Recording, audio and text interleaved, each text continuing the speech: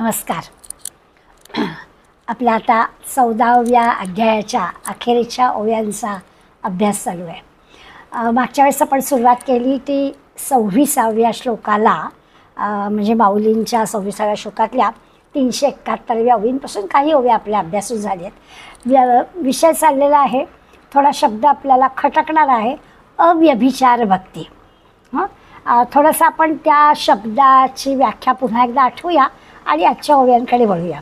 आपण असं या अध्यायाच्या अखेरच्या टप्प्यावर पाहतोय, हा जो गुणातीत आहे, या गुणातीताची लक्षणं किंवा गुणातीला ओळखायचं कसा, तो वागतो कसा, अशा अर्जुनाच्या प्रश्नाला भगवंत उत्तर देतो आहे. तर ही जी अव्यभिचारी भक्ती असा जो शब्द भगवंतांनी वापरला आहे, याचा अर्थ असा आहे की एक जो परमेश्वर तोच माझा स्वामी आहे असं या भक्ताचं म्हणणं आहे. अन्य काही नाही, भगवंत म्हणजे माझा स्वामी. अर्थात असं जेव्हा म्हटलं जातं तेव्हा स्वाभाविकच अभिमान सगळा गळून पडलेला आहे. अत्यंत श्रद्धेनं भक्तीनं भगवंताचं निरंतर चिंतन, सतत त्याचं अनुसंधान असा ह्या भगवंताची भक्ती करणारा हा भक्त आहे. आणि म्हणून याला अव्यभिचारी भक्ती असं म्हटलेलं आहे. म्हणजे गुणातीताची ही जी भक्ती आहे, ही भक्ती ही अव्यभिचारी आहे. अर्थात ह्याचाच अर्थ असा आहे की तो ब्रह्मस्वरूपाला प्राप्त झालेला आहे. गुणातीत आहे, सत्वगुणात सुद्धा अडकलेली नाही आहे, सगळ्याच्या पलीकडे गेलेला आहे. त्यामुळे त्याची जी भक्ती आहे ती अनन्य आहे, अव्यभिचारी भक्ती आहे. भगवंताशी तो अनन्य झालेला आहे आणि असा जो आहे तो ब्रह्मस्वरूप झालेला आहे असा विषय सांगतात. आणि माऊली त्याच्यासाठी आपल्याला निरनिराळे दृष्टांत देऊन ही जी अव्यभिचारी अनन्य भक्ती आहे त्याचं सांगतात. त्यांनी आपल्याला काही निसर्गातल्या उदाहरणांचा माऊलीने जो उल्लेख मागच्या वेळेला आपल्या झाला याची आठवण करून फक्त देते. त्यांनी असं म्हटलं, रत्न आणि रत्नाचं तेज हे असं वेगळं दाखवता येतं का? रत्न म्हटलं की त्या तेजावरच आपण त्या रत्नाचं मोल ठरवू शकतो.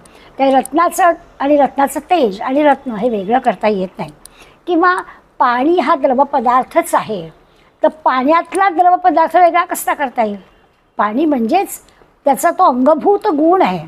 आणि तसा या अव्यभिचारी भक्ती असणारा हा जो भक्त आहे ना, त्याची ही जी भक्ती आहे हा त्याचा अंगभूत गुण आहे, त्याचा तो गुण वेगळा करताच येणार नाही असं सांगण्यासाठी माऊलींनी रत्नाचं आणि रत्नाच्या तेजाचं किंवा पाणी आणि पाण्याचं जे द्रवपण आहे त्याचा उल्लेख केला आहे. आणखीन माऊली उदाहरण देतात, आकाश आहे आणि आकाशाची पोकळी आहे.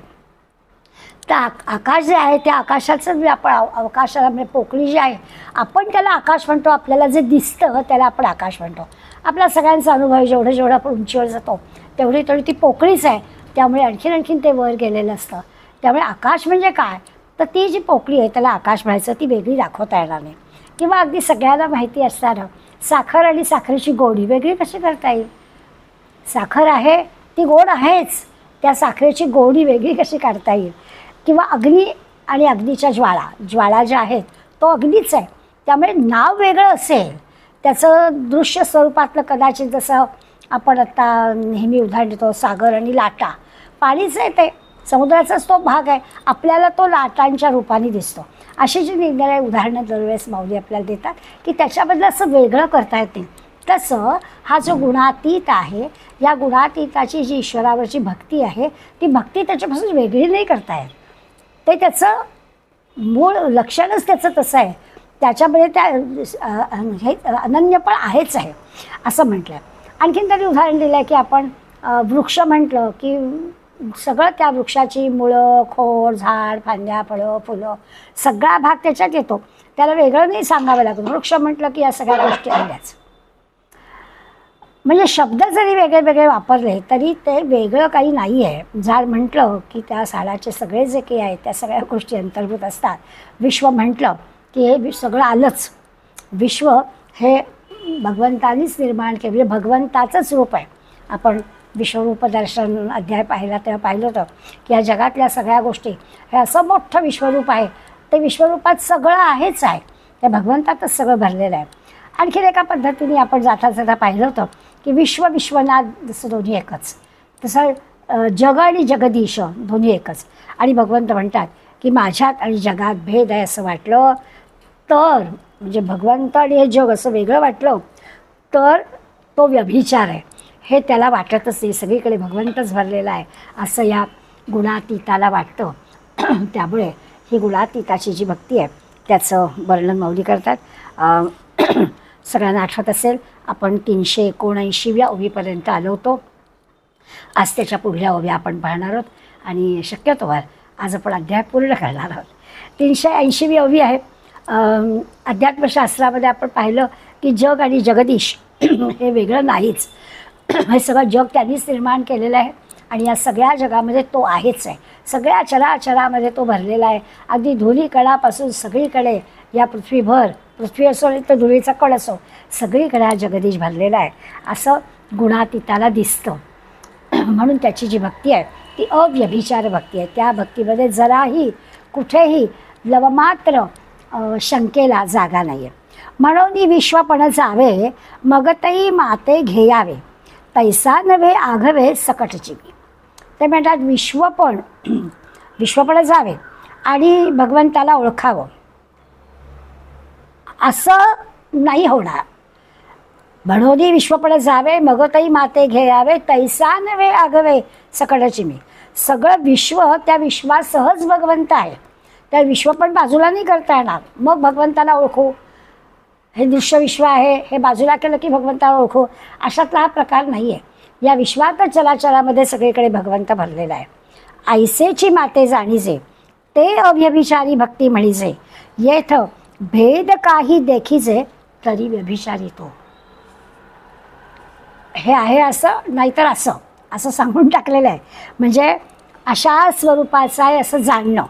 ऐसेची माते जाणीजे, हा भगवंत सगळीकडे भरलेला आहे अशा स्वरूपातच जाणणं हीच अव्यभिचारी भक्ती आहे. ते अव्यभिचारी भक्ती म्हणीजे.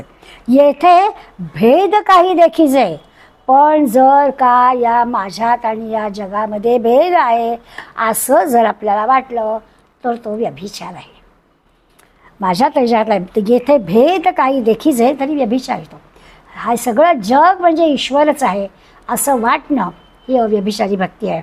पण या जगामध्ये आपल्याला नदी दिसते, झाडं दिसत आहेत, फुलं दिसत आहेत, पालं दिसत आहेत, माणसं दिसत आहेत, सगळं आपल्याला दिसतं आहे असं नाही. सगळीकडे जगदीशच आहे असं या गुणातीताला दिसतं. फार मोठी कठीण गोष्ट आहे. पण माऊलीने एका ओळीत सांगून टाकलं की या सगळ्या जगामध्ये जगदीश आहेच असं ज्याला दिसतं ते अव्यभिचारी भक्ती. आणि ज्यालाही दिसत नाही त्याला त्याचेही व्यभिचार होय. म्हणजे जीव जगत आणि जगदीश्वर यांना वेगळं समजायचंच नाही, याच्यात भेद करायचाच नाही. ह्याला एकच समजणं, जीव जगत आणि जगदीश्वर यांना एक समजणं ही अव्यभिचारी भक्ती झाली. आणि हे आपल्याला वेगवेगळं दिसत असेल तर तो व्यभिचार झाला असा त्याचा खरं म्हणजे अर्थ. या कारणे भेदाते सांडुनी अभेदे चित्ते, आपण या सकट माते जाणावे गा. आता यासाठी म्हणून जी भेदबुद्धी टाकून द्यायची, हे असं वेगळं वेगळं काही दिसता कामा नाही. आणि आपला सकट सगळं जे काही आहे ते भगवंतच आहे. भगवंत सांगतो या कारणे भेदाते सांडुनी अभेदेचा, सगळा भेद सोडून द्यायचा, बाजूला करायचा आणि असं ठरवायचं आपण या सकट माते जाणावे गा. भगवंतच आहे, माझ्या सकट सगळीकडे भगवंतच आहे. हा जो खरा मार्ग आहे हा ज्ञानभक्तीचा मार्ग आहे. हे असं समजणं, जीव जगत आणि ईश्वर एकच आहे, माझ्या सकट सगळीकडे भगवंत भरलेला आहे. हे ना सांगायला सोपं आहे, ऐकायला सोपं, असं वाटतं तेच काय भगवंत सांगतो आहे. पण आपल्याला गळी उतरवतो आहे ना भगवंत, माऊली आपल्या गळी उतरवत आहेत ना, त्यामुळे ते असं वारंवार सांगायला लागतं आहे. किती जरी असलं तरी आपल्याला सगळ्यामधलं वेगळे वेगळे पण दिसत आहे ना, तो सगळीकडे ईश्वर आपल्याला दिसायला हवा म्हणून वारंवार आपल्याला सांगणं आणि तयार करणं चाललेलं आहे की माझ्या सकट सगळीकडे भगवंत भरलेला आहे, आज बाहेर सगळीकडे भगवंत भरलेला आहे. हा जो काही हे असं वाटायला लागणं हा ज्ञानभक्तीचा मार्ग आहे. पार्था सोनयाची टीका सोनयासी लागली रेखा, तैसे आपण पे आणि का मागावे ना. लगेच एक दृष्टांत दिला. माऊली म्हणतात सोन्याची या टीका सोन्याची लागली रेखा. सोन्याच्या दागिन्यावरती सोन्याचंच टिकल्या लावले, म्हणजे डिझाईन जे केलेलं आहे ते सोन्याचंच केलेलं आहे. सोन्याला आणखीन दुसरा काही खडेबिडे वापरले नाही आहेत. सोन्याच्या दागिन्यावर सोन्याच्याच टिकल्या करून लावलेल्या आहेत, म्हणजे नक्षी केलेली आहे. आता त्यामुळे छान आणखीन दागिन्याची शोभा वाढली आहे. पार्था सोनयाची टीका सोनियासी लागल रेखा, तैसे आपण पे आणि का मागावे ना. तर असं जसं होतं ना, म्हणजे सोनं आणि वरचं जे काही नक्षीकाम केलेलं आहे ते काही वेगळं नाही, सगळ्याला सोनंच म्हणायला पाहिजे. दिसायला आपण काही म्हणू, पण त्याच्यात ते वरती पण सोनं आहे, त्या सोन्यावरच सोन्याचं डिझाईन केलेलं आहे. असं जे आहे तसं या विश्वाचं, विश्व आणि विश्वनाथ हे वेगळे नाही आहेत. हे विश्व पण भगवंतच आहे, भगवंत पण भगवंतच आहे. त्या सगळीकडे भगवंत भरलेला आहे. असं सोन्याच्या दागिन्याला सोन्याचीच नक्षी असेल तर त्याला कसं वेगळं म्हणणार, सोनंच आहे ते. तसं हे विश्व वेगवेगळ्या रूपाने कितीही नटलेलं दिसत असलं तरी तो भगवंतच आहे. तेजाचा तेजवनी निघाला, परी तेजीशी असे लागला, तया रश्मी ऐसा भला बोधू व्हावा. आता ते सांगतायत की सूर्यापासून निघालेले जे किरण आहेत, तर आता सूर्याचेच किरण, सूर्य पण तेजस्वी आणि सूर्याच्या किरणाकडूनच आपल्याला ते तेज प्राप्त होतं. त्यामुळे ते किरण पण तेजरूपच असतात. आपल्यापर्यंत येताना ते ज्या पद्धतीने येतात त्याला म्हणायला आपण किरण असा शब्द वापरतो, त्याचं वर्णन आपण तसं करतो. पण तेजाचा तेजवनी निघाला, परी तेजची असे लागला, त्याला तेजच असतं ना. सूर्याचं तेज आणि त्याचे किरण ह्याचं वेगळे पण काही नाही, ते तेजच आहे, वेगळं काही नाही. हे जसं स्पष्ट आहे तसं तया रश्मी ऐसा भला बधू व्हावा, तसं म्हणे आहे की भगवंताविषयी स्पष्टपणानं सांगावं की मी विश्वात भरून राहिलेलो आहे. किरण जे आहेत आणि तो सूर्याचं तेज काय आणि त्या किरणांचं काय, शब्द वेगळे असले तरी अर्थ तोच आहे. तसं या विश्वामध्ये वेगवेगळ्या गोष्टी असल्या तरी मीच आहे, असं वारंवार वेगवेगळ्या पद्धतीनं वेगवेगळे दृष्टांत देऊन माऊली आपल्याला भगवंत सगळीकडे भरलेला आहे हे आपल्याला समजावून देण्याचा आटोकाट प्रयत्न करतात. या विश्वामध्ये आणि माझ्यामध्ये जराही फरक नाही. पै परमाणू भूतळी, हिमकणू हिमाचली, मज माझी न्याहाळी अहम तैसे. आणखीन 2 दाखले देत आहेत. ते म्हणाले असा आहे परमाणू म्हणजे धुलीकण, धुळीचा बारीकसा कण. हा बारीकसा धुळीचा कण सगळी जी काही भूतल म्हणजे पृथ्वी आहे, पै परमाणू भूतळी, भूतलाच्या मानाने तो धुलीकण अगदी लहान आहे. केवढी मोठी पृथ्वी, पण त्याचा तो धुलीकण खरं आहे, अगदी रूप त्याचं लहान आहे, कण आहे तो, पण तो धुलीकण आणि पृथ्वीवरची वस्तू एकच. धुलीकण पृथ्वीपेक्षा वेगळा आहे का? हा पृथ्वीचाच तो कण आहे, त्यामुळे पृथ्वीपेक्षा धुलीकण वेगळा नाही. तीच गोष्ट हिमकणू हिमाचली, हिमालय म्हटलाय, बर्फाचाच मोठा तो डोंगर, त्यातला हिमकण, याच्या परिमाणात फरक आहे. हिमकण आणि मोठा हिमालय, धुलीकण आणि एवढी मोठी पृथ्वी, परिमाणात नक्कीच फरक आहे, आकारामध्ये नक्कीच फरक आहे. पण त्या हिमकणांचाच हिमालय झाला आहे, त्या धुलीकणांचीच ही पृथ्वी आहे. तसं या सगळ्या दृश्य जगाचाच भगवंत आहे. असतील नावं त्याला वेगवेगळी, पण सगळीकडे भगवंतच भरलेला आहे. अशी दृष्टी या गुणातीताची असते. आणि तुम्हा आम्हाला अर्जुनाला सांगितलं आहे तसं आपल्याला हे सांगायला सांगितलं. आणि सगळीकडे मीच भरलेला आहे, भगवंतच सगळीकडे भरलेला आहे, ही दृष्टी तुला आली पाहिजे. हो का तरंगू लहानू, परी सिंधुसी नाही भिन्नू, तैसा ईश्वरी मी आणू नोहेची. नेहमीचंच उदाहरण आहे, यापूर्वीच अनेकदा माऊलीने हे दिलं आहे की तरंग जो आहे, लाट जी आहे लहानशी आहे. समुद्रावर येणारी लाट समुद्राच्या तुलनेत लहानशीच आहे, पण तरी समुद्रापासून वेगळी नाही. समुद्राचा आकार खूप मोठा असेल, ती लाट लहान असेल, पण ते पाणीच. त्यामुळे ती जी काही लाट आहे, तो जो काही तरंग आहे, होता तरंगू लहानू परी सिंधुसी नाही भिन्नू, पण सागरापेक्षा तो काही वेगळा नाही आहे, सागराचंच ते पाणी आहे, लाट आहे म्हणजे पाणीच आहे. तसा ईश्वरी मी आणू नोहेची, तसा मी कोणी भिन्न नाही, मी ईश्वरच आहे. त्यामुळे मला वेगळं मानूच नको, मी सगळ्या विश्वामध्ये असणारा ईश्वर मीच आहे. ऐसोनी बा समरसे दृष्टीचे उल्हासे, ते भक्तीपै ऐसे आम्ही म्हणू. अशा ऐक्यभावने, समरसतेने म्हणजे अशा एकात्म भावनेने, ऐक्य भावनेने ही दृष्टी विकसित होते. ह्या गुणातीताची दृष्टी विकसित झालेली आहे. अव्यभिचारी भक्ती आहे ना, त्याला सगळीकडे ईश्वर दिसतो आहे, सगळीकडे भगवंत भरलेला आहे हे त्याला समजतं आहे. त्यामुळे ही जी काही समरसतेची, ऐक्यभावतेची दृष्टी आहे, ती दृष्टी अशी विकसित होते आणि तिलाच आपण अव्यभिचारी भक्ती असं म्हणतो. ही जी अनन्य भक्ती आहे त्याच्यामध्ये कुठे बारीकसा सुद्धा शंकेला जागा नाही आहे. सगळीकडे भगवंत भरलेला आहे हे या गुणातीताला पक्क कळलेलं आहे. ही त्याची जी भक्ती आहे तिलाच आपण खऱ्या अर्थानं ते भक्ती पैसे आम्ही म्हणू.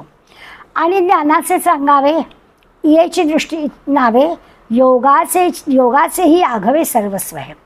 बरं, ज्ञानाचे सांगावे म्हटलं आहे, सांगावे म्हणजे उत्तम ज्ञान. हे जे काही उत्तम ज्ञान आहे असं आम्ही जे म्हणतो की अशी भक्ती असणं हे उत्तम ज्ञानाचं लक्षण आहे असं जे आम्ही म्हणतो आहे ते याच दृष्टीला अशा पद्धतीने ही जी अनन्य भक्ती आहे गुणातीताचं हे अतिशय महत्त्वाचं मोठं सगळ्यात महत्त्वाचं लक्षण आहे की त्याला सगळीकडे भगवंत दिसतो आहे. यालाच आम्ही उत्तम ज्ञान असं म्हणतो. हेच सगळ्या योगाचं सुद्धा सार सर्वस्व आहे. 6व्या अध्यायात जे आपण पाहिलं होतं तीच गोष्ट पुन्हा सांगतात की अत्यंत अशा म्हणजे निश्चयात्मक बुद्धीनं जे कर्म केलं आहे ना, असं जेव्हा आपण कर्म करतो निश्चयात्मक बुद्धीनं की तिथे ते कर्म केल्याचं यश मिळेल की नाही याला शंकेला जागाच नसते. जेव्हा अशा निश्चयात्मक ठामपणानं निश्चयात्मक बुद्धीनं आपण करतो तेव्हा आपोआपच ते कर्म करण्याचं धैर्य आपल्याला येतं. त्याला ती जी भक्ती आहे ती भक्ती आहे. आणि ही खरी एक असं जे कर्म आहे ती खरी ईश्वराची पूजा आहे. ठामपणानं केलेली, तिथे शंकेला जागा नाही आहे कारण सगळीकडे ईश्वरच भरलेला आहे.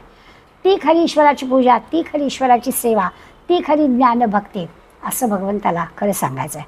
आता ही जी भक्ती आहे ती प्रयत्नानं प्राप्त होणं अवघड आहे ना. गुणातीत व्हायचं म्हणजे अशा प्रकारची भक्ती करायची तर दैवयोगाने प्रयत्नाने असं हे प्राप्त होणं हे खरं नरदेहाचं प्राप्तव्य आहे. नरदेह मिळालं ना तर हे आपल्याला जमलं पाहिजे. नरदेहाला हे शक्य आहे.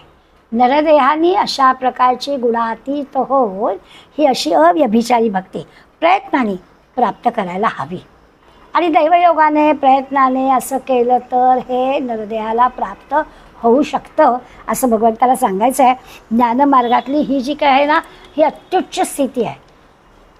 टॉप ऑफ द वर्ल्ड म्हणतात तसं आहे की ही सगळ्यात अत्युच्च आहे. हे जमलं पाहिजे. नरदेहामध्ये यायचं हवं तर ही गोष्ट करायला हवी असं ते म्हणतात. सिंधू आणि जलधारा माझी लागली अखंड धारा तैसी वृत्ती वीरा प्रवर्तेते या. उदाहरण दिलं आहे समुद्राचं आणि ढगाचं. दोघांचं नातं काय आहे. सिंधू आणि जलधारा या दोघांजवळ जलाशय आहे, साठा आहे पाण्याचा. ढगांजवळ पण पाण्याचा साठा आहे, समुद्रामध्ये पण पाण्याचा ठासा आहे साठा आहे. या दोन जलाशयांच्या पावसाच्या साठ्यामुळे काय होतं माझी लागली अखंड धारा या म्हणजे निसर्गाचं हे चक्र आहे. समुद्राच्या पाण्याची वाफ होणं, वाफेचं ढग होणं, त्या ढगामधले वाफेचं पाणी होणं, ते पाणी परत पावसाच्या रूपाने येणं आणि ते समुद्राला जाणं. हे जे काही सगळं आहे ते सगळं जे काही तो त्याचा हा अखंड सांधा जो आहे हा अखंड सांधा व्हावा. त्याप्रमाणे हे चालू असतं निसर्गाचं हे जलचक्र जे आहे हे नित्याने सतत चालूच असतं. त्याप्रमाणे मद्रूप असणारा भक्त आणि मी या दोहोंचा सांधा भक्ताच्या या ज्ञानरूप वृत्तीत होत असतो. भक्त भगवंत आणि ज्ञानरूप वृत्ती भक्त आणि भगवंत एकच आहे. ज्ञानरूप भक्तीने हे कळतं. समुद्राचा आणि ढगाचा दोघांजवळ पाण्याचा साठा आहे आणि ते सगळं एकच आहे. ते हा जलचक्र जाणलं की आपल्याला कळतं की अरे हो इथे पण साठा आहे. त्याच पाण्याची वाफ होते, त्या वाफेचे ढग बनतात, त्या ढगातून पाऊस पडतो, पुन्हा ते समुद्राला जाऊन मिळतं. तसंच आहे भक्त दृश्यविश्व, त्याच्यात भगवंत आणि भगवंत एकच आहे. भक्त एकच आहे. ही ज्ञानरूप वृत्ती आहे. ते जसं जलचक्र हे जसं निसर्ग आहे तसं ज्ञानरूप भक्तीने या भक्ताचा आणि भगवंताचा सांधा एकच आहे. जुळलेले आहेत दोघंजणं हे कळतं. खरं आहे. समुद्राचं पाणी असू दे, पावसाचं पाणी असू दे, त्या ढगातलं पाणी असू दे, देणारं म्हणजे दिलेलं पाणी असू दे, घेतलेलं पाणी असू दे, जे काही आहे ते सगळीकडे पाणीच. सागराने वाफेच्या रूपाने दिलं काय, त्या ढगांनी पाणी पावसाच्या रूपाने दिलं काय, सगळीकडे पाणी पाणी. तर पाणीच आहे. त्याचं जे वर्णन आपण करतो ते कदाचित वेगळं असेल की समुद्राचं पाणी, पाण्याची वाफ, वाफेचे ढग असे शब्द आपण भिन्न भिन्न वापरू पण सगळीकडे पाणीच आहे. तसं वेगवेगळे शब्द आपण वापरू परंतु सगळीकडे ईश्वरच आहे. जीव जगात जगदीश्वर भेद नाहीच, किंवा ध्याता ध्यान आणि ध्येय त्रिपुटी आहे, वेगळे पण नाहीच. ही जी आहे हे समजणं ही अव्यभिचारी भक्ती आहे.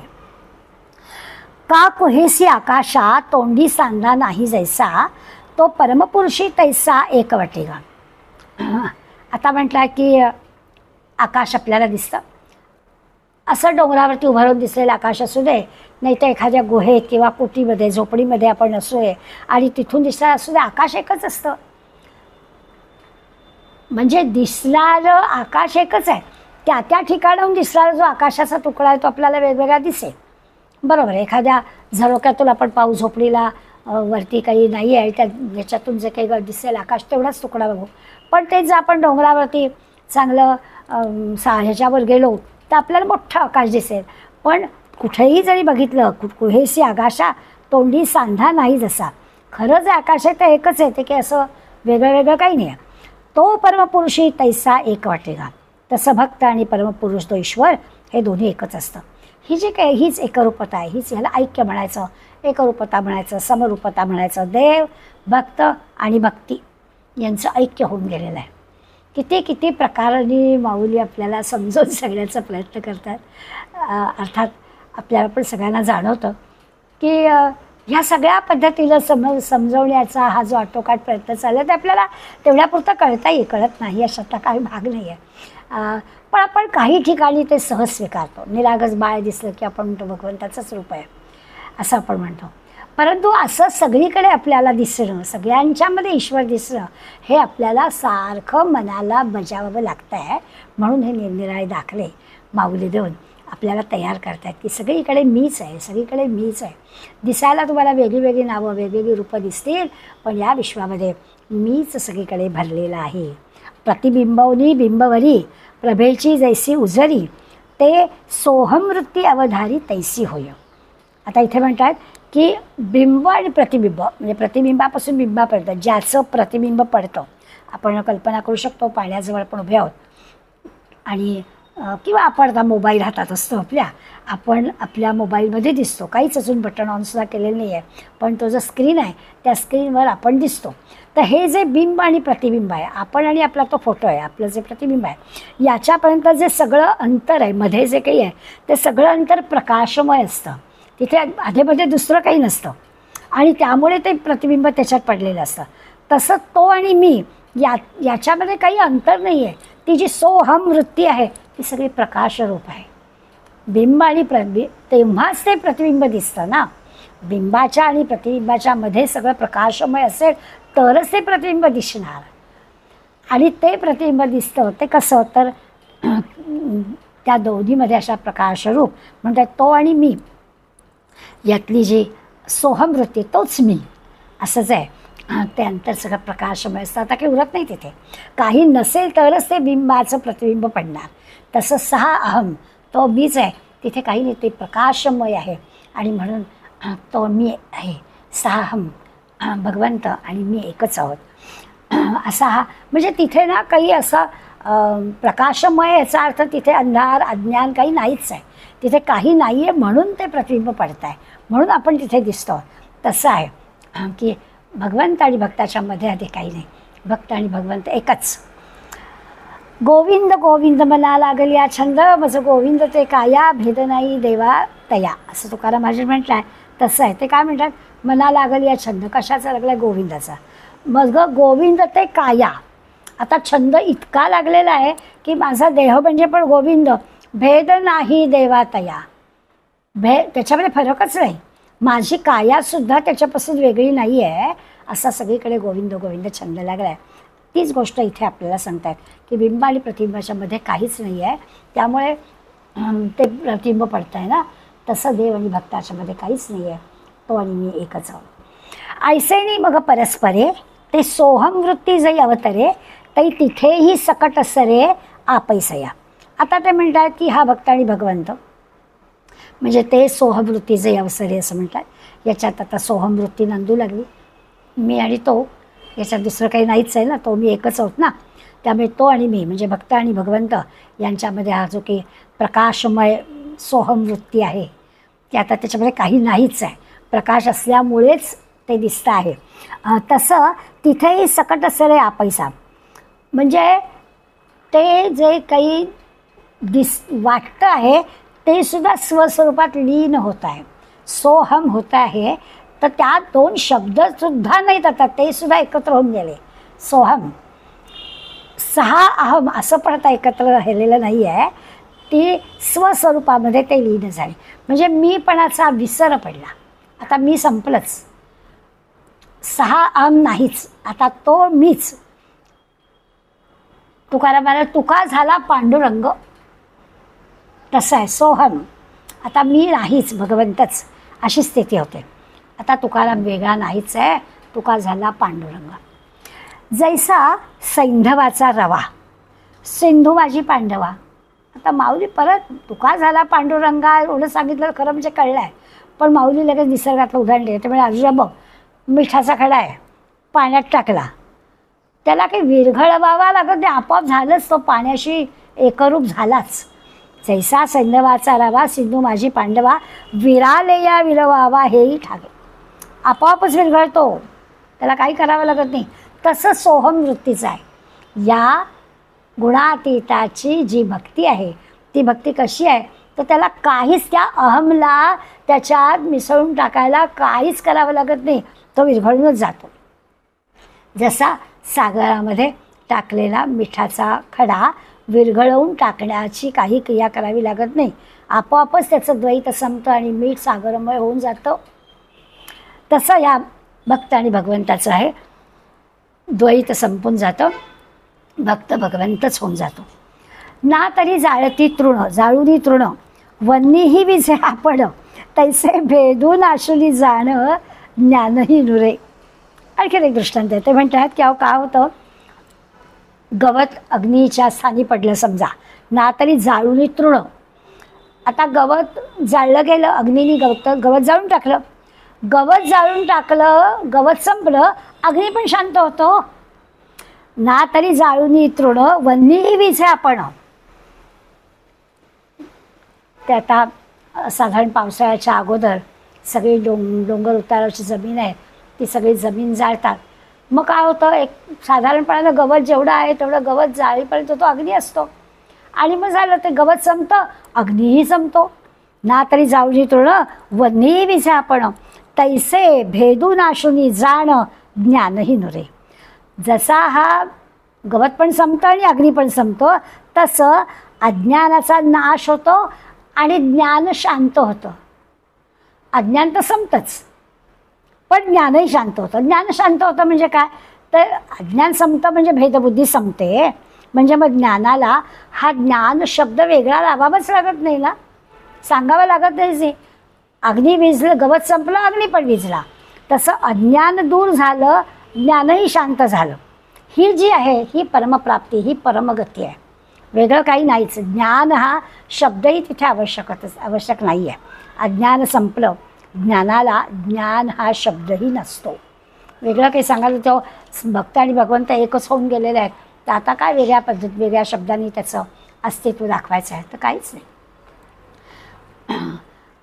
अग्नी शांत झाला म्हटलं काय, किंवा गवत जळून गेलं म्हटलं काय. गवत जळून गेलं म्हणजेच गवतही जळलं आणि अग्नी शांत झाला. तसं सोहम, तो भगवंत आणि भक्त एक झाले म्हणजे अज्ञान दूर झालंच आहे. मग ज्ञानाची प्राप्ती झाली, वेगळं सांगायची आवश्यकताच नाही आहे. माझे पैलपण जाये, भक्त हे ऐलपण ठाये, अनादि ऐक्य जे आहे तेची निवडे. आता म्हणतात ही जी काही स्थिती आहे त्या स्थितीचं वर्णन केलं आहे. मी कोणीतरी असा भक्त आणि अशी बुद्धी त्या भक्ताची, म्हणजे काय तर ऐलपण आणि पैलपण. म्हणजे आपण कोणी ते कनिष्ठ भक्त आणि काहीतरी एखादी व्यक्ती, मग त्या व्यक्तीच्या बुद्धीचा अंत, असं काही आपलं वर्णन करायचं आवश्यकता नाही. या स्थितीमध्ये मी कोणीतरी एखादा श्रेष्ठ भक्त आहे अशी पण काही असं काही वर्णन करायचं, म्हणजे कारण श्रेष्ठ भक्त आहे म्हणजे बुद्धी नाहीशी होऊन आपण कोणीतरी कनिष्ठ आहोत असं होईल, तर असं पण होणार नाही. म्हणजे माझे पैलपण जाये, भक्त हे ऐलपण ठाये. म्हणजे भक्त काहीतरी, भगवंत काहीतरी पलीकडे आहे आणि भक्त काहीतरी अलीकडे आहे. ते अलीकडे आणि पलीकडे संपलंच आता. हे सगळं आता एकच होऊन गेलं. अनादि ऐक्य जे आहे तेची निवड आहे. असं जे एक अनादि ऐक्य म्हणजे असं हे बुद्धीमध्ये निर्णय जो झाला तो स्पष्ट आहे. दोन्ही एकच झालेला आहे. अलीकडे आणि पहिलीकडे, इकडे आणि तिकडे, आता तो आणि मी असं काहीही नाही आहे. सगळा हा जो बुद्धीचा खेळ आहे ना तो सगळा संपलेला आहे. आणि खऱ्या अर्थाने आता श्रेष्ठ भक्त कनिष्ठ भक्त ही पण गोष्ट नाही आहे, किंवा त्या भक्ताची झालेली प्रगती आणि आता तो श्रेष्ठ भक्त झाला असं पण वर्णन करायची आवश्यकता नाही. आता भक्त आणि भगवंत याच्यामध्ये किंचितही द्वैताचा वासच राहिलेला नाही. असं भगवंत आईलं पण आणि भगवंताचं पहिलं पण वगैरे काही नाही. अलीकडे पलीकडे काही नाही, की भक्त इकडे होता आणि भगवंत तिकडे आहे, मग भक्त आता तिकडे गेला वगैरे वगैरे असं वर्णन करायची काही आवश्यकता नाही. अशा पद्धतीने आपल्याला 395व्या ओवीपर्यंत भगवंतांनी सांगितलं. आता आपण पाहिलं की ही जी श्रेष्ठ आणि कनिष्ठ म्हणजे हा भाव या भक्त भगवंतापाशी नसतो. भक्तांमध्ये श्रेष्ठ कनिष्ठता असेल की हे श्रेष्ठ भक्त आहे ते कनिष्ठ भक्त आहे तसं असेल, पण एकदा त्या अनन्य भक्तीचा म्हणजे गुणातीत तो झाला की हे असं श्रेष्ठ कनिष्ठ नसतं. इतकं हे ऐक्य झालेलं आहे. आणि म्हणून ह्या ओभीपर्यंत आपण आता हा गुणातीत कसा आहे पाहिलं.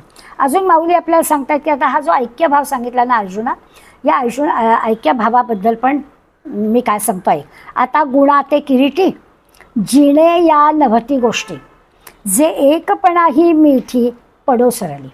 म्हणजे आता गुणांना जिंकतो, गुणाते तो किरीटी जिणे. जिणे म्हणजे असं जिंकणं. कशाला जिंकलं? गुणांना जिंकणं.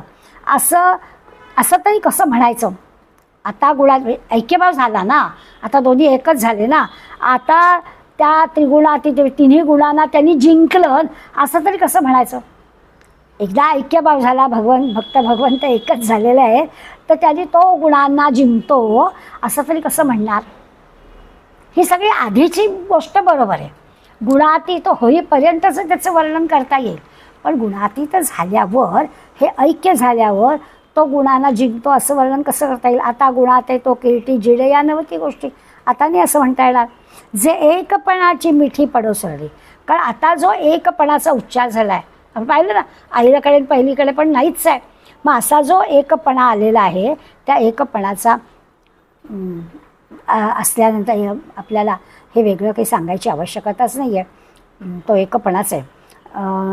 आता एकपणाची मिठी पडो सरली म्हटलं आहे तिथे त्याच्या म्हणजे आता तो भक्त असा वेगळा राहिला नाही आहे, विलीन झालेला आहे भक्त भगवंत. तर त्याच्यासाठी आपल्याला वेगळा उच्चार करण्याची आवश्यकता नाही. किंबहुना ऐसी दशा ते ब्रह्मत्व गा सुदर्शा हे तो पावे जो जैसा माते भजे.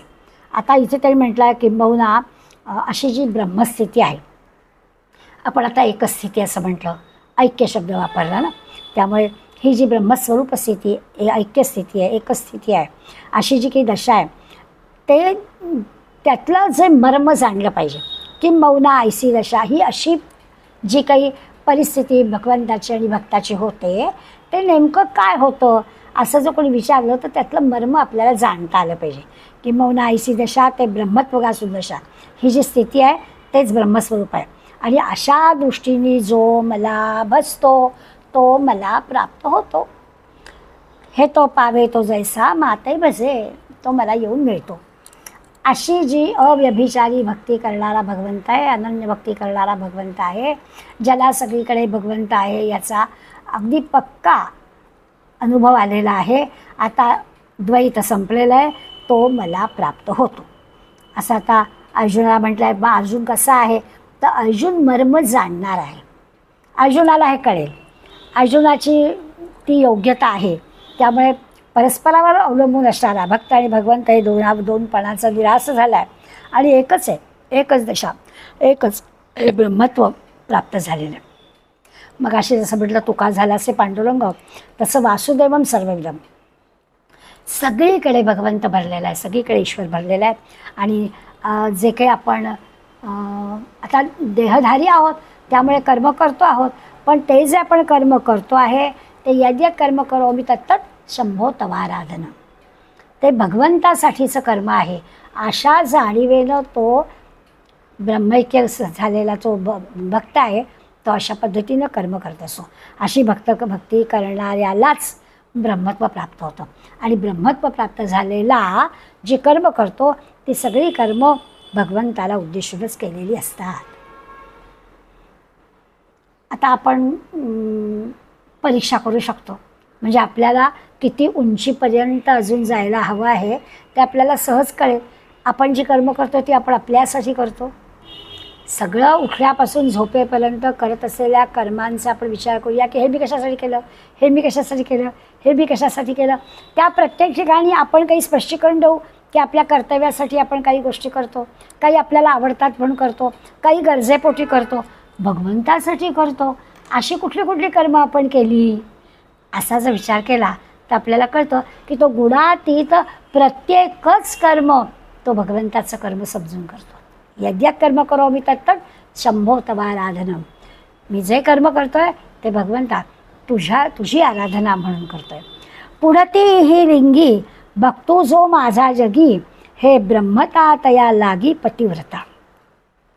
आता इथे ते लिंगी म्हणजे लक्षण असं म्हटलं. पुढती इही लिंगी, इही म्हणजे या जगामध्ये आपण ज्या जगामध्ये आहोत त्या जगामध्ये असा जो लिंगी म्हणजे अशा लक्षणांनी जो युक्त आहे, ज्या गुणात त्याचे लक्षण आपण एवढी पाहतोय गेले काही अनेक ओव्यांमध्ये, त्या लक्षणांनी युक्त असणारा भगवंत म्हणतो जो माझा भक्त आहे तो, किंवा त्याची आता ब्रह्मता ही कशी आहे तर पतिव्रता स्त्रीसारखी आहे.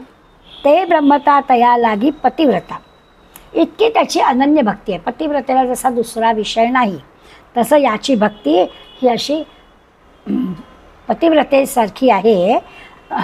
कारण दुसरा त्याला विषय नाही. अव्यभिचारी अनन्य असं ते शब्द वापरले, त्याच्यासाठी ही पतिव्रतेचं आणखीन एक उदाहरण दिलं त्यांनी. या भक्ताला ब्रह्मत्व म्हणजे पतिव्रता स्त्री जशी एकनिष्ठ असते तशी हा भगवंताशी एकनिष्ठ असतो. ते ब्रह्मत्व तो कधीही सोडत नाही, म्हणून त्याला ब्रह्मत्व प्राप्त झालेलं आहे. द्वैत संपलेला आहे. गुणदोष म्हणजे ही गुणदोषाची भाषाच संपलेली आहे. अवघे जन देव झाले असं आहे. तुका झाला पांडुरंग म्हणा, वासुदेवम सर्वविधम म्हणा, किंवा अवघे जन झाले देव म्हणा. त्याच्या दृष्टीने सगळी लोक देवच आहेत. सगळ्या चराचरामध्ये त्याच्या दृष्टीने भगवंतच भरलेला आहे.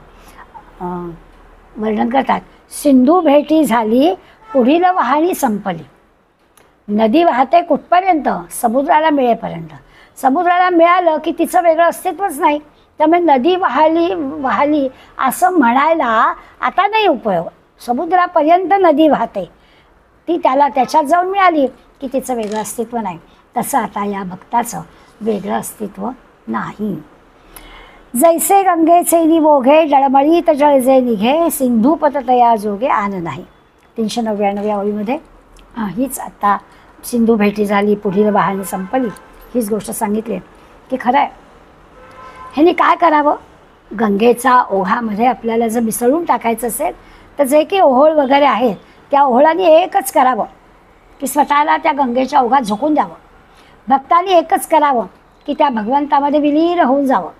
दुसरा काही विषयच ठेवू नये, झोकून द्यावं संपूर्णपणानं भगवंतापाशी.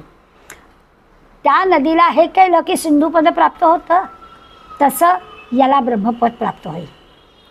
याने अशी निष्ठेनं अनन्य भक्ती केली तर याला सुद्धा स्वाभाविकच भगवत प्राप्त होईल. ओहळाला जसं आता दुसरा काही गत्यंतरच नाही, समुद्र हेच एकमेव, कारण तो समुद्रात सामील झालाच. तसं भक्ताचं होईल की तो आता दुसरं काही नाहीच, भगवंतच. स्वतःला त्यांनी झोकून दिलं त्या भक्तीमध्ये की तो भगवंतच होणार. आता याच्यासाठी ती ज्वलंत निष्ठा लागेल वगैरे वगैरे, बरोबर आहे. त्याशिवाय इतकं असं अनन्य होताच येणार नाही. सगळं जे जग आहे हे देवाहून निराळं नाहीच असं नुसतं मानून नाही चालणार. तसं प्रत्यक्ष वाटलंच पाहिजे. सगळीकडे जगदरूपाने नटलेला देवच दिसला पाहिजे तर आपल्याला असं हे समजेल. त्यामुळे निष्ठा ठेवून विश्वास ठेवून जगामध्ये जे सगळे व्यवहार आहेत ते सगळे व्यवहार याच निष्ठेने करून जर आपल्याला तर ती अनन्य भक्ती, तर ती ज्ञानी भक्ती होईल, तर ती अव्यभिचारी भक्ती होईल. म्हणजे आपण म्हणून जे जे भेटे भूत ते ते मानिजे भगवंत, हे नुसतं शब्दांनी म्हणून नाही चालणार. तर खरंच आपल्याला लक्षात घ्यायला की हा भक्तियोग निश्चित जाणं माझा. खरंच भक्तियोग जाणायचा असेल तर प्रत्येक दिसणारा भूत मात्र भगवंतच आहे असं आपल्याला वाटलं पाहिजे. खरं हा माऊलींना सांगायचं आहे ते नेमकं हे सांगायचं आहे. तैसा ज्ञानाची या दिठी जो माते सेवी किरीटी, तो होय ब्रह्मतेचा मुगुटी चुडारत्न. आता ते म्हणा ज्ञानाची या दिठी, ही जी दृष्टी आहे ना त्या ज्ञानदृष्टीनं असं सगळीकडे जे जे देखी जे भूत ते ते मालिजे भगवंत, अशी ज्ञानदृष्टी प्राप्त झाली. ज्ञानाची या दिठी अशी एकदा ज्ञानदृष्टी सगळीकडे भगवंताचं ही जर प्राप्ती झाली तर मग देवाची भक्ती करतो. याला आता हे शब्द काही उपयोगाचे नाहीत. मग वेगळं का, सगळीकडे देवच आहे तर वेगळी देवाची भक्ती करतो असं म्हणायचं काही कारण नाही आहे. म्हणजे मग तो जो देवाची भक्ती करतो किंवा हा जो काही अनन्य भक्त आहे तो ब्रह्मतेचा मुगुटी, त्या मुगुटावरचं श्रेष्ठ रत्नच आहे. आधीच मुगुट, त्या मुगुटावरचं रत्न म्हणजे हा भगवंत आहे. हा भक्त जो आहे हा भगवंताला अतिशय प्रिय आहे. ज्ञानी भक्त आहे, अनन्य झालेला आहे, त्याला सगळीकडे भगवंताचं दर्शन होतं आहे, त्याला त्याचं वेगळं नाहीच आहे काही, असा जो आहे तो भगवंताच्या अशा मुकुटावरचा एक रत्न, असं ते श्रेष्ठ रत्न आहे आणि म्हणून तो भगवंताला अतिशय प्रिय आहे.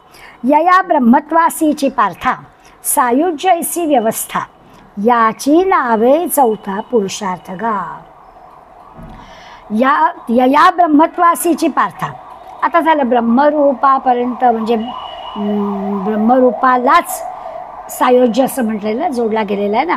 त्यामुळे अर्जुनाला हे ब्रह्मरूप सांगून झालं, सायोज्य मुक्ती सांगितलं. ते म्हणतात हा जो चौथा पुरुषार्थ वगैरे आपण म्हणतो ना, याचे नाव चौथा पुरुषार्थ, म्हणजे धर्म अर्थ काम मोक्ष. यातला मोक्ष हा जो चौथा आहे, मुक्ती हा जो चौथा आहे तो परम पुरुषार्थ आहे. किंवा आपण ज्या 4 मुक्तींचा विचार करतो, स्वरूपता, सलोकता, समीपता आणि सायोज्यता, मग त्याला मोक्ष म्हणा किंवा सायोज्यता म्हणा, हा श्रेष्ठ पुरुषार्थ हे ज्ञानी लोकांनाच प्राप्त होणारी गोष्ट आहे. हे जे अशा पद्धतीनं ही अव्यभिचारी भक्ती, भक्त आणि भगवंताचं हे जे ऐक्य झालेलं आहे हे ह्या ज्ञानी भक्ताला शक्य आहे. आता दुसरं काहीच नाही. मग त्याला 4 पुरुषार्थांमधला मोक्ष म्हणा किंवा या सायोज्य मुक्ती म्हणा, काही म्हटलं तरी हे ज्ञानी भक्तालाच फक्त शक्य आहे.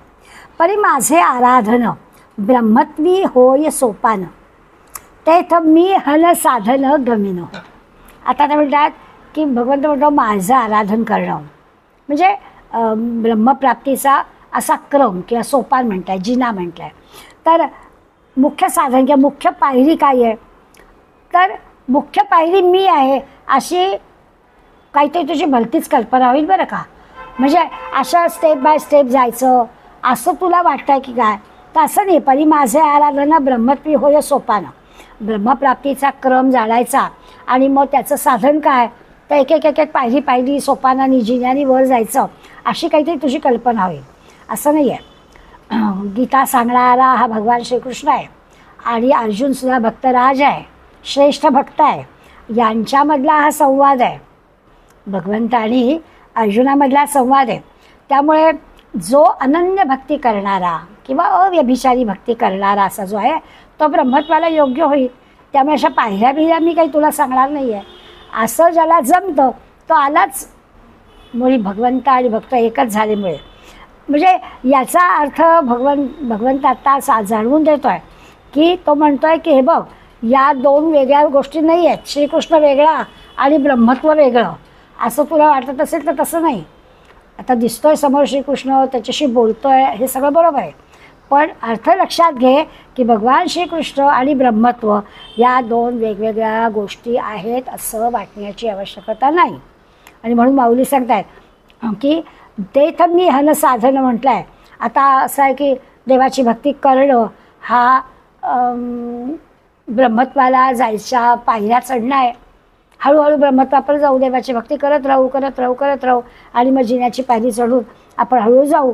म्हणजे काय होईल तर अशी देवाची भक्ती करणं म्हणजे देव आपलं साधन आहे असं त्याचा अर्थ होईल. आणि असं वाटलं तर मग तो साधन असा देव वेगळा आणि आपण वेगळं असं होईल. म्हणून ते सांगतायत की असं नाही बरं, देव आणि ब्रह्मत्व एकच आहे. अव्यभिचारी अनन्य भक्ती आणि ब्रह्मत्व त्यांनी प्राप्त होतं म्हणजे देवच प्राप्त होतो. तर देवाला साधन नाही करायचं आहे, देवाच्या यांनी अनन्य भक्तीपर्यंत जावं किंवा देवाच्या मदतीनं त्या अव्यभिचारी भक्तीपर्यंत जाऊ, देवाच्या मदतीनं ब्रह्मत्वापर्यंत जाऊ असं नाही आहे. देव म्हणजेच ब्रह्मत्व आहे. त्यामुळे या अनन्य भक्तीनं, या अव्यभिचारी भक्तीनं ब्रह्मत्व प्राप्त होतो म्हणजे देव प्राप्त होतो. म्हणजे श्रीकृष्ण वेगळं आणि ब्रह्मत्व वेगळं असं काही नाही आहे. तरी झणी ऐसे तुझ्या चित्ती पैसे ऐसे पै ब्रह्म आन नसे मी वाचून. म्हणजे तुला जर असं काही वाटत असेल तर लक्षात आणून देतोय भगवंत की माझ्याहून ब्रह्म वेगळं नाही आहे. झणी ऐसे तुझ्या चित्ती ऐसे, तुला कुठून वाटलं जर पै ब्रह्म आन नसे मी वाचूनी, मी आणि ब्रह्म वेगळं काही नाही आहे. ब्रह्मत्व प्राप्त होते म्हणजेच देव प्राप्त होतो. आता हे स्वतःला प्राप्त होणं आहे. मी आणि भगवंत एकच म्हणजे आपणच आपल्याला प्राप्त होणं असं आहे. ब्रह्म आणि भगवंत यांच्यात काही भेद नाही आहे. हे सगळं तू लक्षात घे, विसरू नको. मी आणि ब्रह्म वेगळं नाही, मी म्हणजेच ते. अशा पद्धतीनं या 403व्या ओळीपर्यंत आपल्याला ह्या अव्यभिचारी भक्तीचं वर्णन माऊलींनी करून सांगितलं. आता ह्या अखेरच्या श्लोकामध्ये माऊली म्हणा ब्रह्मणो हि प्रतिष्ठाहम अमृतस्य व्ययस्य च शाश्वतस्य च धर्मस्य सुखस्य एकांतिकस्य च. ते म्हणतात अहम ब्रह्मणः प्रतिष्ठा. ब्रह्मणो ही प्रतिष्ठा म्हटलं, अहम प्रतिष्ठा, अहम ब्रह्मणः प्रतिष्ठा म्हणजे मी परब्रह्माचा आधार आहे. अहम ब्रह्मणः प्रतिष्ठा, मी परब्रह्माचा आश्रय आहे, मी परब्रह्माचा आधार आहे. आणि अव्ययस्य ब्रह्मणः, अव्ययस्य अविनाशी परब्रह्माचा आधार आहे. आणखीन काय आहे, अमृतस्य, अमृताचा आश्रय आहे. शाश्वतस्य धर्मस्य, शाश्वत म्हणजे नित्य कायम टिकणारं त्या धर्माचा आहे. ऐकांतिकस्य सुखस्य, ऐकांतिकस्य म्हणजे कायम कायम आनंद मिळणारं सुखाचा आनंदाचा आश्रय घेणार आहे. आता भगवान आपण म्हणजे कोण हे सगळं सांगतायत या श्लोकामध्ये. एका शब्दामध्ये भगवान म्हणतात मी शाश्वत सुखाचा आहे, शाश्वत सुख देणार आहे, शाश्वत सुखाचा अधिष्ठाता मी आहे. ब्रह्म म्हणजे का, आता आधीच्या श्लोकाचं की ब्रह्मत्व म्हणजे मीच आहे. त्या ब्रह्म माझ्याच आश्रयात राहतो, मी म्हणजेच ब्रह्म. मी आणि ब्रह्म काही वेगळे नाही. बरं मी आणि तू पण वेगळे नाही, मग मी आणि ब्रह्म वेगळे नाही, मी आणि तू वेगळे नाही म्हणजे तू आणि ब्रह्म पण वेगळे नाही असं सगळं झालं. त्यामुळे तू माझ्यापर्यंत पोचलास आहेस. मग त्यामुळे त्याच्यासाठी वेगळं काहीच करावं लागत नाही. म्हणजे आता फक्त उत्कट भक्ती म्हणतो ना, आता उत्कट भक्ती म्हटलं ना की आपल्याला गोपींची भक्ती आहे ती उत्कट भक्ती आठवते. अत्यंत उत्कट प्रेम आहे गोपींचं या भगवंतावर. असं वर्णन करतात की त्या गोपींच्या डोळ्यातली बाहुली म्हणजे श्रीकृष्ण आहे आणि म्हणून ती सारखी जवळच आहे. कृष्ण गोपींच्या सतत जवळच आहे, कारण डोळ्यांची बाहुली म्हणजे कृष्ण जर आहे तर ती इतकं त्या कृष्णभर त्याला जपावं लागतं. जरा जरी असं वाटलं तरी लगेच आपले डोळे झाकून घेतोच आपण. तसं या कृष्णाला जपण्याचं काम, त्याची काळजी घेण्याचं काम ह्या गोपी करतात. त्यामुळे गोपींची जी उत्कटता आहे ती ती जी उत्कटता, ती अनन्यता, कृष्ण शाश्वत आहेच आहे. सतत कृष्ण त्या गोपींच्या जवळ आहे. म्हणून गोपींचं जे प्रेम आहे ते ह्या अव्यभिचारी भक्तीला, अनन्यतेला एक उदाहरण म्हणून आपल्याला पक्क कळेल. आता ठीक आहे, कृष्ण म्हणजे वसुदेव देवकीचा पुत्र आहे. वसुदेव देवकीचा पुत्र असल्यामुळे तो नरदेह घेऊन आला, अवतार घेऊन आलेला आहे. त्यामुळे तो निजधामाला गेला आहे. मग असं निजधामाला गेला असं वर्णन केलं तर तो देवकी वसुदेवाचा पुत्र निजधामाला गेला असं म्हणता येईल, किंवा यादवांचा कृष्ण निजधामाला गेला असं म्हणता येईल. गोपीला वेळ लावणारा कृष्ण मात्र कुठे जातच नाही. तो आहेच आहे, तो कुठेच जात नाही. दुसरं कुठलं त्याचं वर्णन केलं तर तो देहधारी असल्यामुळे तो निजधामाला गेला असं सांगता येईल. परंतु गोपींना वेळ लावणारा हा जो कृष्ण आहे तो कुठे जाण्याचा प्रश्नच येत नाही, तो आहेच आहे. आता तो दिसत का नाही असा गोपींना नाही प्रश्न पडत. गोपीला असा मुळीच प्रश्न होतो, कारण गोपींना त्यांनी असं काही वेळ लावलेला आहे तर त्यांना तो दिसतोच आहे. तुम्हा मला असं वाटतं की अरे तो दिसतोय कुठे असं आपण म्हणू. गोपी तसं म्हणतच नाही. गोपी का म्हणत नाही तर त्यांना तो दिसतोच आहे. गोपींशी तो इतका एकरूप आहे की त्यांचं स्वतःचं अस्तित्व म्हणजेच भगवंताचं, कृष्णाचं अस्तित्व आहे. त्या प्रत्येक गोपीला आपल्याबरोबर कृष्ण आहे असा अनुभव येतो. म्हणजे कृष्ण अनेक आहेत का? नाही, कृष्ण एकच आहे. पण त्या प्रत्येकीचा अनुभव आहे की कृष्ण माझ्याबरोबर आहे. असं जे आहे तसं ब्रह्म सगळीकडे आहे, सगळीकडे व्यापून आहे. तसा हा मुरलीधर, तसा हा श्रीकृष्ण, तसा हा अर्जुनाचा सारथी हा सगळीकडे व्यापून आहे. आपली दृष्टी कशी असेल तर तो आपल्याला दिसेल. गोपींना दिसतो. त्या प्रत्येक गोपीला कृष्ण तिच्या जवळच आहे. त्यांना काही वेगळा पाहावा लागत नाही. कृष्ण तिच्या रमाला गेल्याचा प्रश्नच नाही. अशा पद्धतीने जे गोपींची अनन्य भक्ती आहे त्या भक्तीचा विचार केला तर तो सगळीकडे व्यापून याचा अर्थ काय येतो आपल्याला कळेल.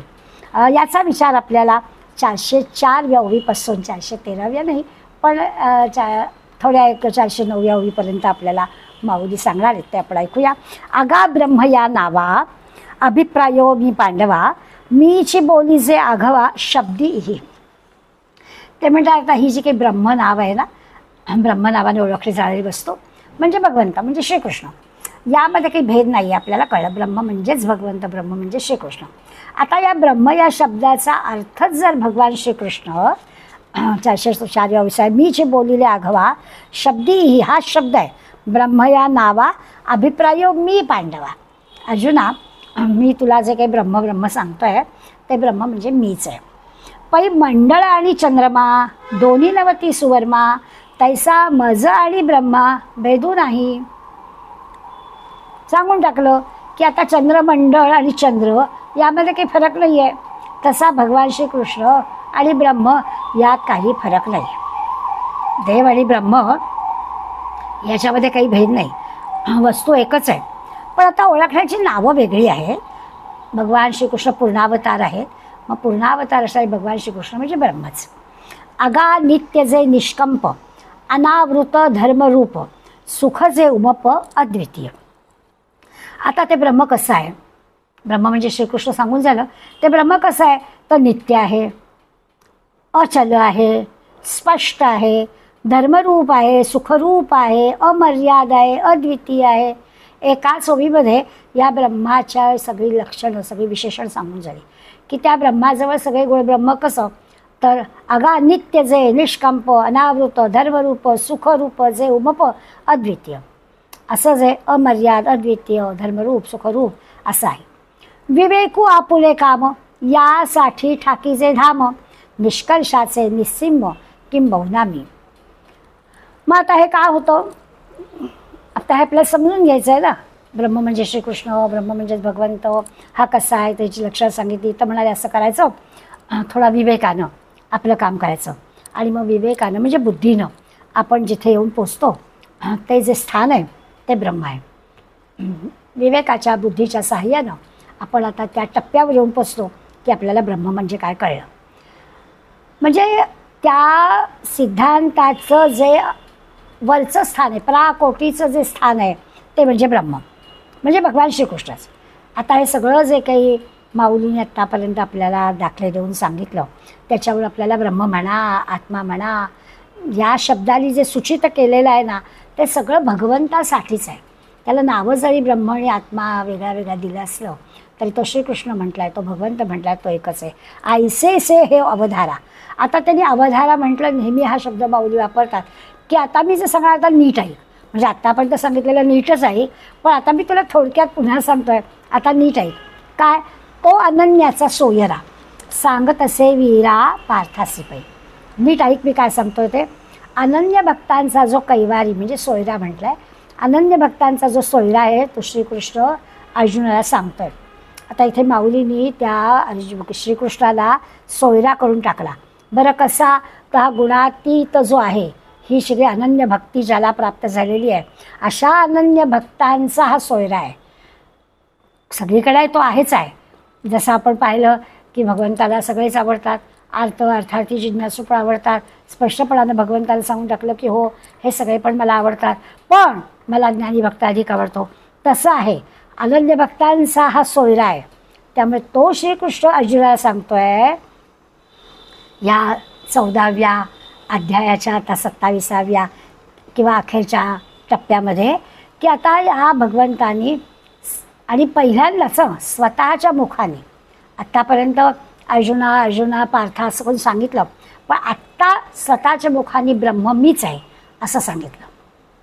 या अध्यायाच्या अखेरच्या टप्प्यावर भगवंतानी म्हणजे श्रीकृष्णाने अर्जुनाला स्वतःच्याच मुखाने ब्रह्म मी आहे असा निर्वाळा दिला. ऐसे ऐसे हो अवधारा तो अनन्याचा सोयरा, सांगत असे वीरा पार्थाची पै.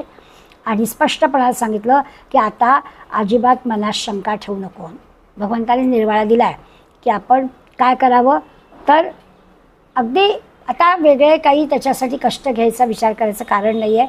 सगळे बाजूला ठेव आणि श्रमा वाचून तुला मी निशंक केलेलं आहे. विवेकाने बुद्धीनं विचार कर आणि लक्षात घे की मीच ब्रह्म आहे असा निर्वाळा भगवंतानी याच्यामध्ये दिला. आता खरं तर असं आहे की गीतेच्या दृष्टीनं भगवंतानी अर्जुनाला हे सांगितलं आणि 14वा अध्याय संपला. पण माऊलींचं काय झालं, माऊली म्हणाल्या असं 14वा अध्याय संपलाय खरा, पण ज्याच्यासाठी हे सगळं चाललेलं आहे त्या अर्जुनाबरोबर त्या धृतराष्ट्राला पण हे सगळं कळतं आहे ना, तर धृतराष्ट्रावर त्याचा काही परिणाम झाला की नाही ते पण आपल्याला जाणून घेतलं पाहिजे. म्हणून पुढे माऊलीने 409व्यापासून 413व्या ओवीपर्यंत एक 4-5 ओळ्यांमध्ये संजय धृतराष्ट्राचा गीतेत नसलेला पण ज्ञानेश्वरीत असलेला संवाद ठेवला आहे. की आता हे जे सांगितलं भगवंतानी निर्वाळा दिला की मी म्हणजेच ब्रह्म आहे, तर हे सगळं याला कळलं की नाही, यालाही दृष्टी दिलेली आहे भगवंतानी आणि मी त्याला सगळं दाखवायला बसलेलो आहे. मी जे जे काही त्या भगवंताचा आणि अर्जुनाचा जो संवाद चाललेला आहे सगळा मी त्याला सांगतो आहे, तो त्याला हे कळतं आहे की नाही, मग त्याला हे ब्रह्मस्वरूप प्राप्त झालं आहे की नाही असा विचार संजयाच्या मनात आला आहे. आणि येथ धृतराष्ट्र म्हणे संजया हे तू ते कोणे, पुसले निविण वायाने को बोलसी, का बोलसी. हे सगळं खरं म्हणजे त्यांनी ऐकलं आहे. संजय त्याला सगळं सांगतोच आहे काय काय ते, पण या संजयाचं म्हणजे संजय जे भगवंत अर्जुनाला सांगतोय की मी म्हणजेच ब्रह्म आहे, हे सगळं संजयाने धृतराष्ट्राला सांगितलं आहे. इतकं गोड, परिणामी गोड वाटणारं अमृतासारखं सगळं ज्ञान सहजपणानं या धृतराष्ट्राला उपलब्ध झालेलं आहे. पण हे सगळे शब्द ऐकून धृतराष्ट्र मात्र संजयाला काय म्हणतोय, म्हणजे इथे धृतराष्ट्राचा स्वभाव कळण्यासाठी माऊलींनी ह्या 5 ओव्या घातलेल्या आहेत. की हे सगळं छान आहे ना, की इतकं सगळं भगवंतानी स्वतः मी ब्रह्म आहे आणि मी आणि ब्रह्म ही अनन्य भक्ती काय आहे हे सगळं समजावून सांगितलं आणि निर्वाळा दिला की मी म्हणजेच ब्रह्म. आणि हे ऐकलं ना धृतराष्ट्राने, पण धृतराष्ट्र मात्र संजयाला विचारतोय की संजया मी तुला काय विचारलं आहे आणि तू हे मला कशाला सगळं सांगतोयस. ये तर धृतराष्ट्र म्हणे संजया हे तू ते कोणे, पुसले निविण वायाने का बोलसी. त्या धृतराष्ट्राच्या कपाळाला आठ्या पडली आहेत. तो संजयाला म्हणतोय की मी तुला काय विचारलं आहे की माझी आणि पांडव त्या रणांगणावर काय करतात ते मला सांग, तू हे काय मला सांगतोयस. श्रीकृष्ण म्हणजे ब्रह्म आहे वगैरे वगैरे, मला तुझ्याकडून हे असलं तत्त्वज्ञान ऐकायचं नाही आहे असं धृतराष्ट्राला जणू काही म्हणायचं आहे. ते धृतराष्ट्र म्हणे संजया हे तू ते कोण आहे, पुसले निविण वायाने को. मी विचारलंय काय आणि तू मला सांगतोयस काय.